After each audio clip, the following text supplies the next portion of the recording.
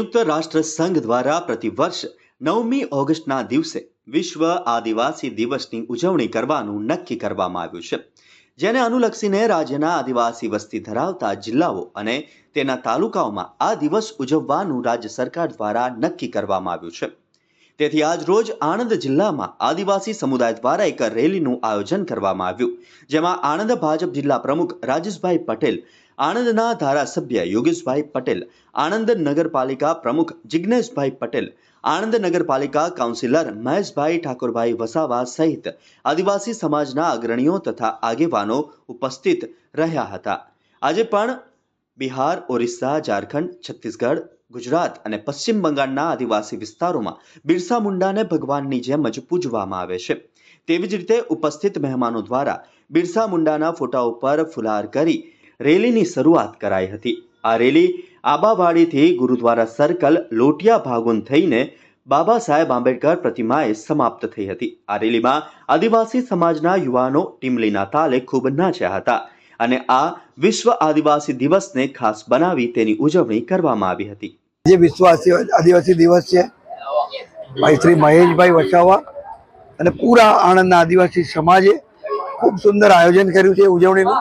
ભગવાન બિરસા મુંડાને યાદ કરીએ, આજે એમના બલિદાનોને યાદ કરીએ અને મહેશભાઈને મારે જણાવવાનું ને પૂરા આદિવાસી સમાજને જણાવવાનું, લગભગ સંગઠનના માધ્યમથી લગભગ 8-9 વર્ષ છોટાઉદેપુર, પંચમહાલ, મહીસાગર એ જિલ્લામાં કામ કરવાનું થયું છે।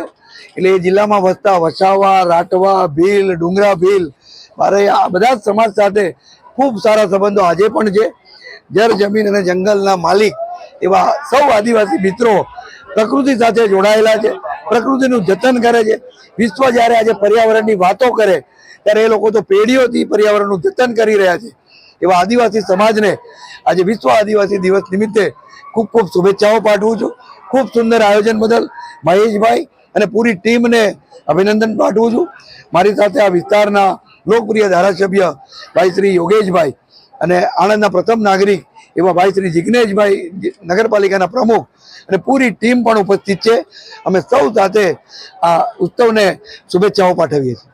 આજે વિશ્વ આદિવાસી દિવસ છે કે જે અમારી આણંદ જિલ્લાની અંદર જે અમારી આદિવાસી પબ્લિક છે તેના માટેની અમારી રેલી સ્વરૂપનું આયોજન છે। રેલી સ્વરૂપનું આયોજન એટલા માટે છે કે અમારી એકતા, અખંડિતતા અને અમારી સંસ્કૃતિ જે છે, જે અહીંના પણ લોકો જાણે, સમજે અને અમારું બી કંઈ આ દેશના મૂળ નિવાસી, અમે પોતે આદિવાસી છે, એની આ એકતાના રૂપના અનુસંધાનની અંદર અમારી રેલી સ્વરૂપને જંગી બહુમતીની સાથે અમે લોકો નીકળીશું આણંદ શહેરમાં।